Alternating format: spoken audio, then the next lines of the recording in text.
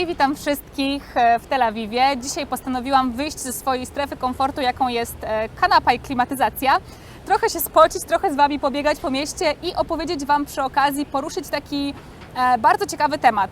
A mianowicie, dlaczego Tel Awiw nazywany jest przez Izraelczyków bańką? Dlaczego Izraelczycy mówią, że to jest w sumie takie państwo w państwie i w zasadzie nie za bardzo reprezentuje Izrael?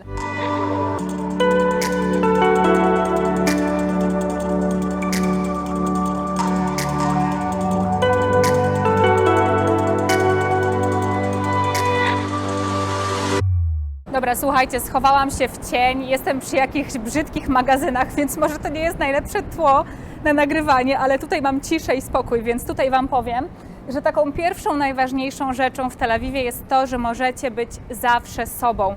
To jest doskonałe miejsce do tego, żeby wyzbyć się wszelkich kompleksów, żeby w ogóle nie zastanawiać się nad tym, co inni o nas pomyślą. To jest miejsce, w którym możecie ubrać się tak, jak chcecie. Możecie mieć zielone, różowe, czerwone, nie wiem, niebieskie włosy i nikt Was za to nie skrytykuje. Możecie być takiego wyznania, jakiego chcecie. Możecie być takiej orientacji seksualnej, jakiej jesteście i nie musicie się z tym ukrywać. To jest miasto, które pomieści wszystkich, niezależnie od ich wyznania, orientacji, stylu, gdzieś tam ubioru, poglądów. Tutaj czuć, że nikogo w zasadzie to nawet nie obchodzi, nie interesuje nikogo z zewnątrz tutaj, jak idziecie ulicami, w co jesteście ubrani, jaką religię wyznajecie, no i tak jak mówiłam, jaką macie orientację seksualną. Tel Awiw dostał dwa takie tytuły. Pierwszy to wegańska stolica świata, dlatego że jest w ogóle w Izraelu najwięcej wegan w przeliczeniu na mieszkańca. Natomiast o tym jest cały oddzielny odcinek, więc tam Was odsyłam. Drugim tytułem było miasto najbardziej przyjazne homoseksualistom na świecie. No i te dwa tytuły myślę, że też bardzo już dobrze określają Tel Awiw.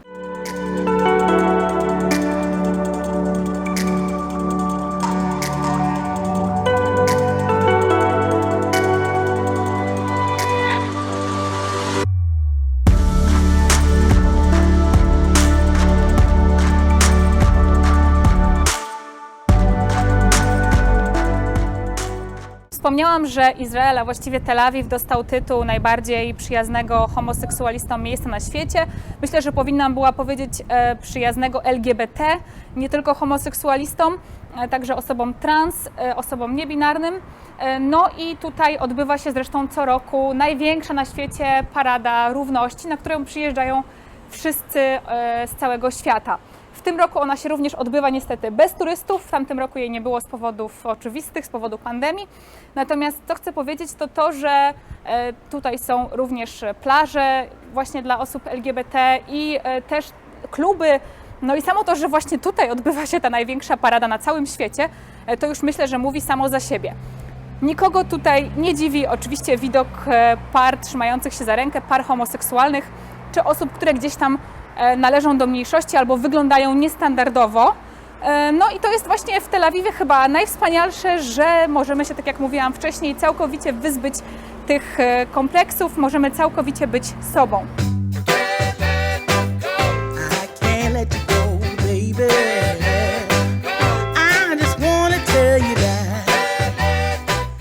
Co do samej Parady Równości, to też oczywiście w Izraelu przez cały rok te tęczowe flagi są obecne na ulicach, nie tylko w Tel Awiwie, nawet u mnie w mieście, który jest na obrzeżach.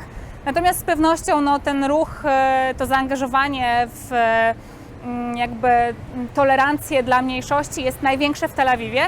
No i też oczywiście osoby, które należą do tych mniejszości, zazwyczaj właśnie w Tel Awiwie mieszkają, bo tutaj mogą liczyć na tę tolerancję, na ten szacunek, bo lepiej, ja w ogóle wolę to słowo szacunek niż tolerancja, ktoś mnie tego ostatnio nauczył. Co do zasady w ogóle też poglądów politycznych, większość osób głosujących na lewicę są to osoby właśnie mieszkające w Tel Awiwie. Tutaj większość osób mieszkających to osoby młode, osoby właśnie o poglądach lewicowych, liberalnych. To miasto jest bardzo pozytywne, jest bardzo wyluzowane. Tak jak mówię, nie ma tutaj takiego oceniania kogoś. Jest totalny miks kulturowy, który oczywiście jest w całym Izraelu. Natomiast no, Tel Awiw jest, tak jak mówię, tą bańką. No i też co należy wspomnieć, co jest ważne, to że to miasto jest też jednym z najbezpieczniejszych w Izraelu. Co oznacza tyle, że jeżeli dzieją się jakieś niebezpieczne rzeczy w Izraelu związane z konfliktem, to zazwyczaj nie dotykają one Tel Awiwu. All of my friends say, girl, you better take care, 'cause that man is trouble, you best beware. And though deep down I know I'm Słuchajcie, są rozwieszone flagi na Paradę Równości i jest też flaga polska. headed for teardrops. Now that you got me started, I just can't stop. No. Chcę w ogóle dla Was nagrać dwie rzeczy. Po pierwsze oczywiście Paradę Równości, która będzie niedługo w Tel Awiwie i chociaż będzie dużo bardziej kameralna niż co roku, to myślę, że i tak warto, żebyście to zobaczyli. I a propos znowu poglądów politycznych i Tel Awiwu, mam nadzieję, że uda mi się nagrać jedną rzecz. Tak jak wcześniej mówiłam, dużo osób w Tel Awiwie głosuje na lewicę, no i na te partie bardziej liberalne i chciałabym nagrać to, jak Tel Awiwianie będą świętować nowy rząd. W Izraelu zmienił się rząd, jest to coś bardzo wyjątkowego, bardzo wyjątkowa sytuacja. Przygotowuję także o tym odcinek, więc tam o tym troszkę więcej opowiem. Natomiast tak się bardzo ludzie z tego cieszą, z tej zmiany rządu, że postanowili wskakiwać do fontanny w kostiumach albo i w ubraniach. Jest kilka fontan w Tel Awiwie, do których będą wskakiwać i się w nich kąpać i w ten sposób celebrować, cieszyć się z nowego rządu i z końca, polski język, trudny język, z końca rządów Bibiego Netanjahu.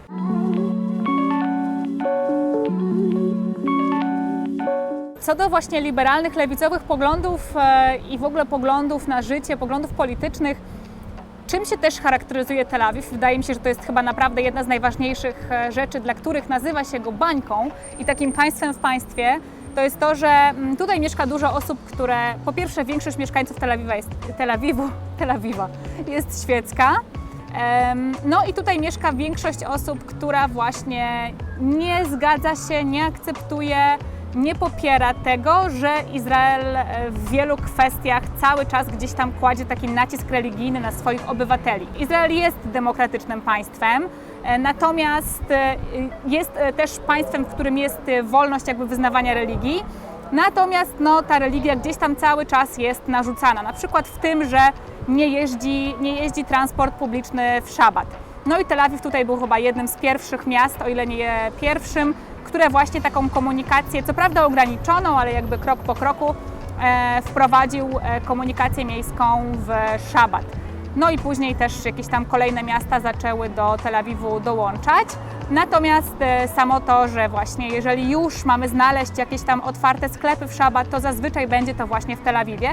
Chociaż w dalszym ciągu w Tel Awiwie też sporo rzeczy w szabat nie funkcjonuje. Natomiast tak jak mówię, zmiany idą powoli.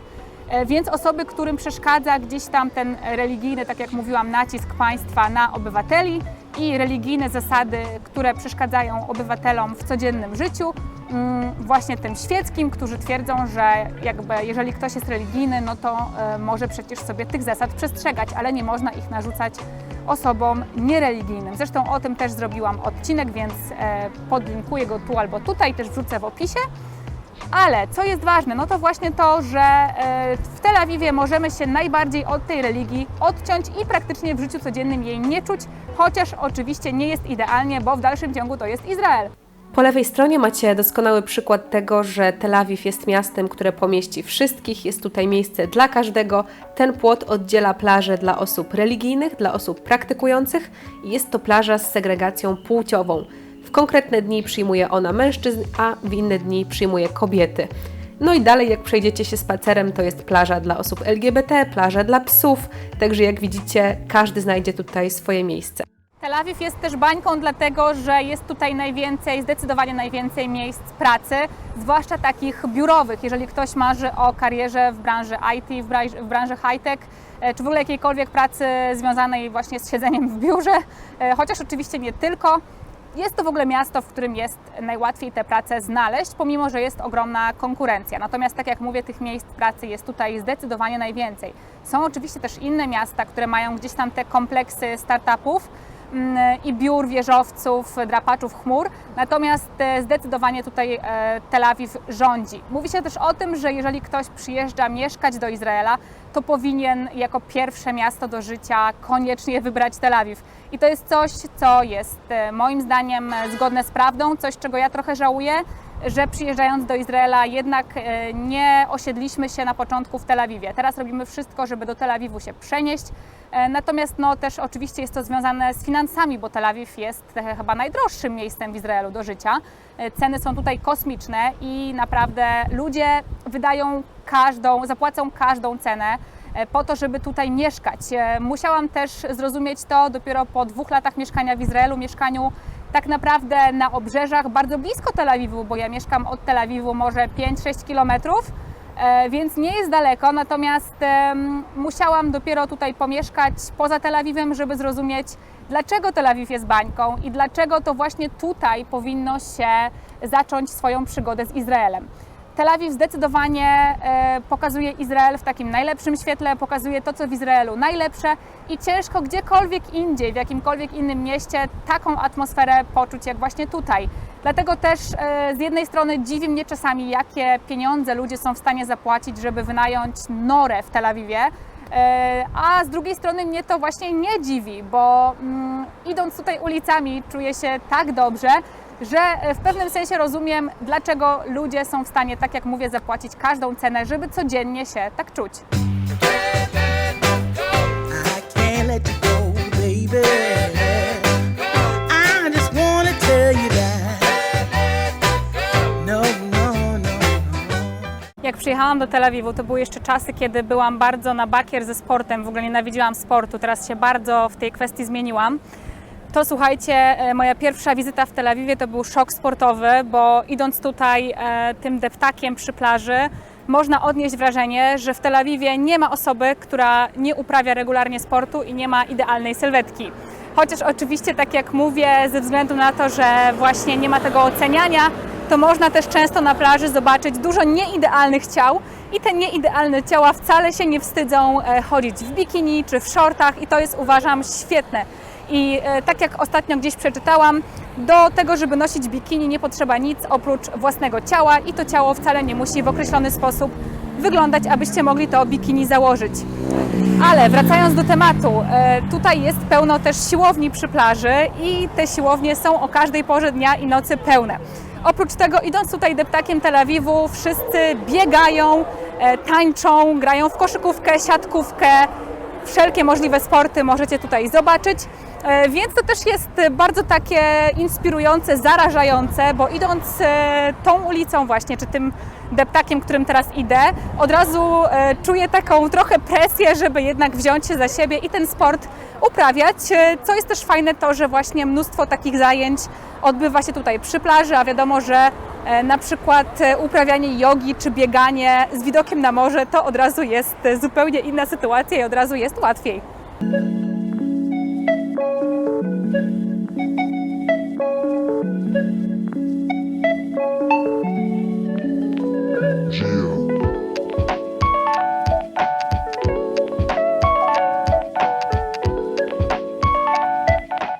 Słuchajcie, chyba dzisiaj bez okularów do Was nie pogadam, bo jest takie słońce, że no nie jestem w stanie ich zdjąć.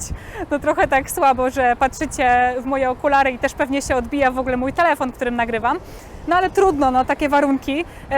Bardzo się cieszę z tych niedogodności słonecznych. Chciałam powiedzieć o tym, że w Tel Awiwie też jest bardzo dużo takiej pozytywnej energii. Tel Awiw jest bardzo żywy. Wszystkie kawiarnie, restauracje są tutaj pełne ludzi od świtu do zmierzchu, nie mówiąc też o barach i oczywiście imprezach wszelkiego typu. Natomiast chodzi o to, że Tel Awiwianie bardzo lubią sobie kawkować, codziennie rano idą na kawę, po pracy wyskakują ze znajomymi na lunch, obiad itd. Nie siedzą w domu, dlatego też nie przykładają moim zdaniem aż takiej uwagi do tego, jak wyglądają ich mieszkania, bo w zasadzie w tych mieszkaniach to tylko śpią. Co ja też kocham w Tel Awiwie, to ilość psów. Jestem totalną psiarą, a w Tel Awiwie co druga osoba ma psa. I są też specjalnie przygotowane plaże dla psów, które są po prostu cudownym miejscem. No i te psy są tutaj wszędzie biegają po plaży, kąpią się w morzu. Oczywiście można je też wprowadzać do chyba wszystkich restauracji. Nie spotkałam się jeszcze z restauracją, do której nie można wejść z psem. Do większości też sklepów, centrów handlowych w Tel Awiwie także można wchodzić z psami. Kolejna zaleta Tel Awiwu to jest transport publiczny. Ogólnie, jeżeli oglądacie mój kanał, to wiecie, że transport publiczny w Izraelu jest zły. No nie ma co ukrywać. Nie ma co porównywać go z transportem publicznym, który znamy na przykład z Europy. No i Tel Awiw jest tutaj bańką znowu w tym sensie, że ten transport publiczny nie jest tutaj taki najgorszy, jest dużo lepszy niż w innych miastach. A poza tym, nawet jeżeli zawodzi, to mieszkańcy nauczyli się już sobie z tym radzić. Radzą sobie w ten sposób, że po pierwsze Tel Awiw jest bardzo małym miastem i do większości miejsc z punktu A do punktu B można po prostu dostać się piechotą albo używają takich skuterów elektrycznych, co też jest doskonałym sposobem na korki, które są w Tel Awiwie tragiczne. I've been looking for love so true. When I was down and out, along came you. Though you might be a liar and a cheat too. I just can't quit you now 'cause I love you. Yes, I do. I can't let you go, baby. Na koniec filmu udało mi się znaleźć trochę cienia, więc chociaż przez chwilę będę bez okularów w tym odcinku. Dziękuję Wam bardzo za oglądanie. Życzę Wam takiej pogody, jaką mamy dzisiaj w Tel Awiwie. Zapraszam Was do siebie na Instagrama, na Facebooka. Dawajcie łapki w górę, jeżeli film Wam się podobał. Subskrybujcie i widzimy się w kolejnym odcinku. Buźka, hej! I can't let you go, baby.